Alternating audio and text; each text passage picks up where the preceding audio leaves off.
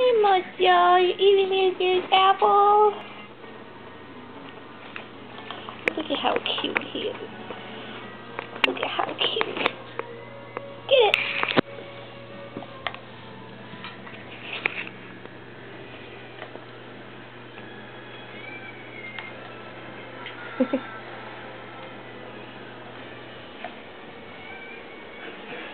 That's so cute.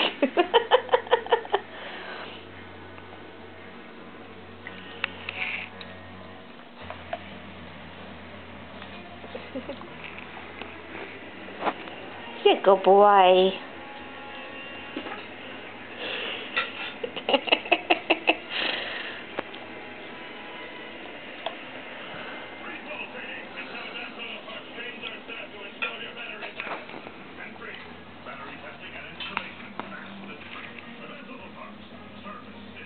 Yeah, good boy. It's okay, buddy. Eat. Get it, Mojo.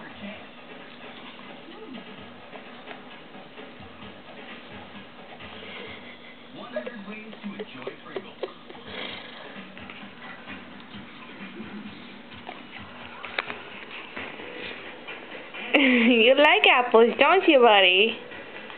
You're like that Pete's Dragon. Remember that? Pete's Dragon?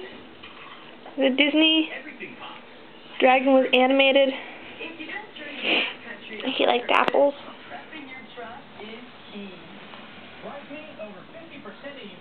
Come here, buddy. Good boy. I know, I'm on your blankie. It's Mojo blanket.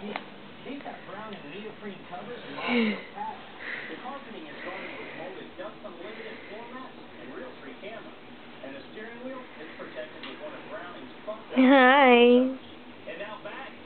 Get it, Mojo. Good boy.